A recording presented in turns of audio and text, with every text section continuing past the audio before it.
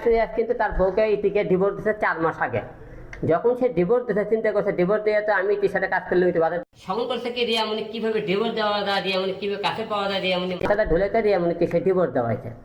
কারণ রিয়ামণি স্যার ইতি যখন থাকে তখন থাকাকানি করছে কি কথা নামে একটা মেয়ে সে সম্পর্ক করে। এই ডিভোর্সের কাগজটা সে কথা নামে মেয়ে দিতে থেকে ইতিও দেয়নি, রিয়ামণি আমাকে দেয়নি, কথা আমি তাকে এই ডিভোর্সের কাগজ লাভ এবং সেটা ইতি ডিভোর্স দিতে সে ডিভোর্সের কাগজ কিন্তু আজও পর্যন্ত দেয়নি। ইতি করে ডিভোর্সের কাগজটা কাজীখানার দিয়ে দেখে আসছে।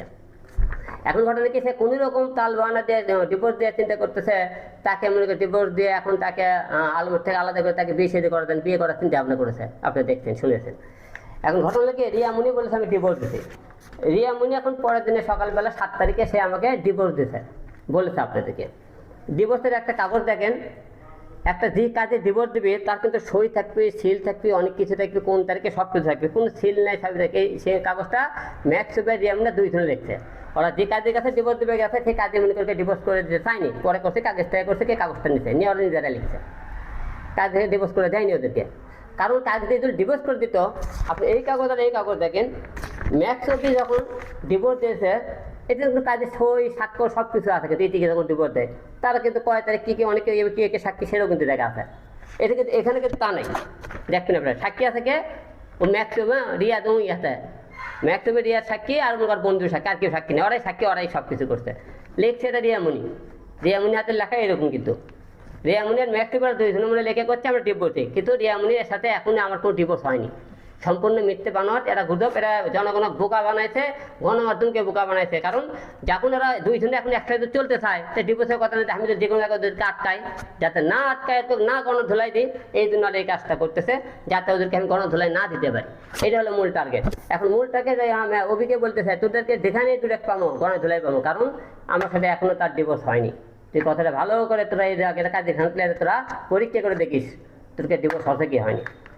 আরেকটা বিষয়, সবাই বলতেছে ইতির সাথে নাকি আমার সম্পর্ক প্রেম ভালোবাসা, আমি জোর গলে বলেছিলাম এদিকে মেডিকেল রিপোর্ট করে এবং আমাকে করে দেখানো হোক আমার সাথে আজকে খারাপ কোনো সম্পর্ক হচ্ছে কিনা, জোর গলে বলতেছে আপনাকে। এবং আপনাকে জোর গলে গণমাধ্যমকে বলতেছে ইতির সাথে আমার কোনোদিন বিয়ে শাদী হবে না, এটা লিখে দেবো। কারণ রিয়াজুল মনে করেন ও ইতিক বিয়ে মনে করেন, রিয়াজক বিয়ে করলে রিয়াজুল মনে করেন হলে রিয়া ইতিক বিয়ে করে, তার বুঝির থেকে একজন বউ আরেকজন বিয়ে করছে, তাহলে আমি কেন আর মনে দেবো একজনের বউ আরেকজন বিয়ে করবো, কাজ করতে পারি, কাজ করছি।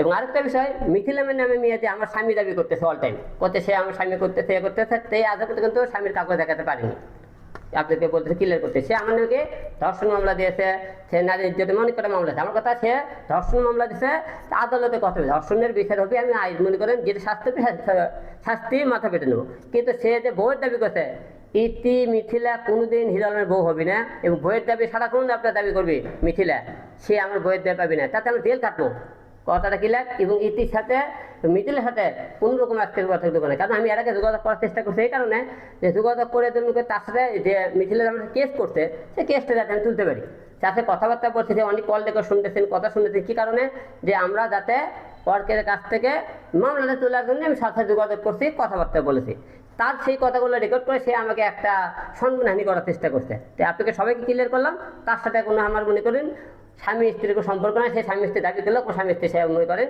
সে কোনো দাবি পূরণ করতে পারবে না। আমি যে সে তো মামলা করছে, মামলার কথা হবে। ভালো থাকবেন সবাই।